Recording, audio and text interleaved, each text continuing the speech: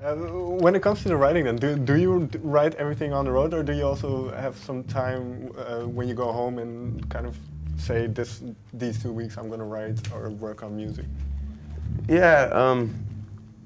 Well, the only time that I sometimes try not to write is because I'm almost finished with the record, and I don't want to like write a song that I'm like, damn, I got to put that on the record at the last minute. So I kind of like hold back a little bit towards the end of a record, but as soon as the record's done, I'm like, open the floodgates again. It's time to, whatever. But when we're on the road and I'm joking with my friends and stuff, that's where we get a lot of ideas for songs. It's just it starts as a joke, something that somebody says, and a joke song, but then we just kind of tweak the words out a little bit, and it turns into something you can take a little more seriously.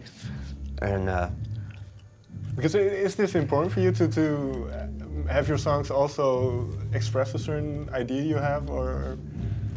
Well, I don't like anything to be too goofy. I'm not really into like bands that try to make that funny song, Right. to get people to chuckle. I'm not into that shit. So I want my songs to have some kind of integrity, but I also like to keep a little bit of I always try to, well, not always, but a little bit of a punk rock attitude behind it, so that it's in your face, Right. I mean, I write some slow songs that are not in your face, and I obviously hold back from that, but I try to have a driving beat, and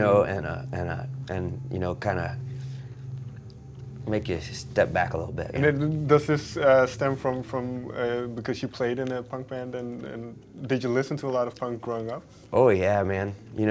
And I think like everybody around, well, not everybody my age, but most of my peers, we all grew up on the Misfits and the old Metallica records and Slayer and Minor Threat. And the one thing about growing up in Texas was we had the psychedelic rock influence too. So we had the 13th Floor Elevators and the Butthole Surfers, and the older 80s Butthole Surfers and stuff. A lot of high school and college experimenting on LSD, with LSD. So I think I have a lot of that weird Texas influence, Right. like the psychedelic side of things I like to add in there. And then, because you mentioned Lightning Hopkins, that was something your father listened to. When for you, were they always that side of psychedelic Texas music and punk, and then was it always combined for you with the blues, or was it something that became? It wasn't necessarily combined, but I would say most kids in Texas growing up, if you're going to learn guitar, that's the first thing you're going to learn is the blues. I mean, that might be very well true for a lot of the rest of the world. I don't really know because I'm not from there. Right. But so, I always had blues influences growing up, Lightning and Sonny Terry and Brownie McGee, and knowing Leadbelly was from Texas and whatever. But it's the blues always was in the background of everything that I did, But when I was and I went through all that punk rock phase and the metal phase, and I imagine, I guess I'm still got the punk rock phase and the metal phase going on, but when that was all I listened to, when I was in high school, and sometime around when I was like 20 or 21, I rediscovered my old bluegrass influences and my old blues influences, like Doc Watson and Bill Monroe and stuff for the bluegrass, and then really developed a new improved love for the blues, throughout my 20s and 30s and until now, Was it then around that time that you also went more of the one-man band route? Yeah, that was after like my bands that I was in were breaking up, and I still wanted to go tour, and I think back then I was more like I wasn't necessarily a singer-songwriter because I wasn't writing as much. I was just playing a lot of folky or like blues music on an acoustic. I was trying to play like the porch blues, Right.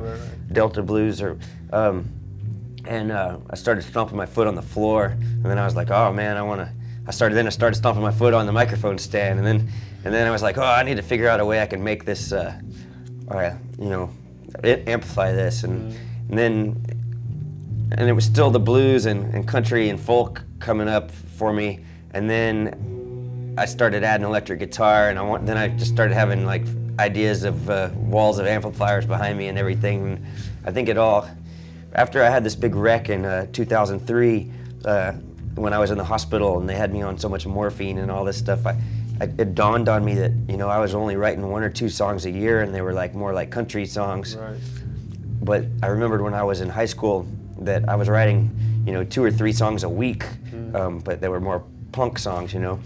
And I realized, oh, I can be writing all this stuff all the time. I can do the punk songs and the country songs, and then, you know, somehow it just turned into. Because you mentioned the crash, so was that a big turning point for you, where you kind of reevaluated things?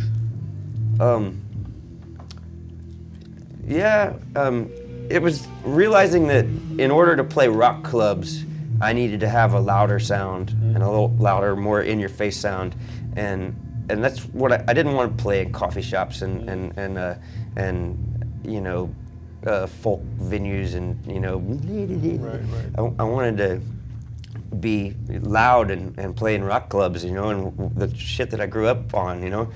And in order to do that, I knew I had to add amplifiers, and I had to add percussion and all that. And then I also realized the mess that comes along with having to keep a band together, man. And so I guess it just turned into this one-man band thing. Worked out pretty good for me, I guess. You know. So finally, I want to go back to the album, Nothing But Blood. When in the process did the title pop up? Like about a year before it came out, I just thought of it, and it just sounded like a good title. It wasn't nothing I put a lot of thought into. Okay. And then it turned into the album cover with me doing the baptism in blood thing, and that really wasn't related to the name of the album. It was just kind of like I wanted to do a picture like in the river like that. So now there's all this.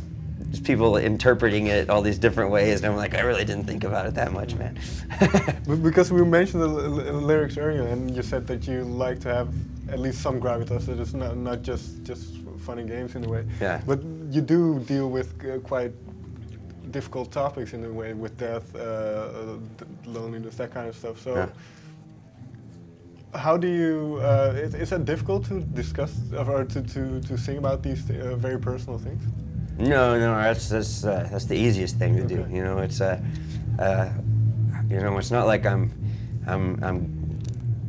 saying something that's gonna really hurt my reputation or anything like that. But it's just it's the stuff that I actually know about. You know, it's easier for me to write something about something I know about than make up some you know, story about.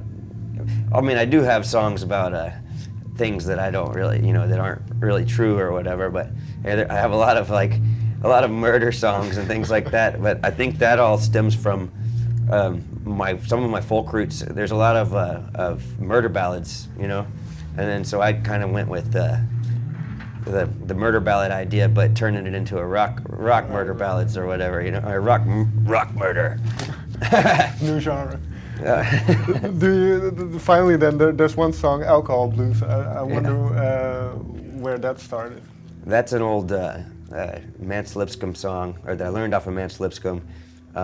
It's a blues song, but I changed the words some, you know, to make it more nasty or whatever.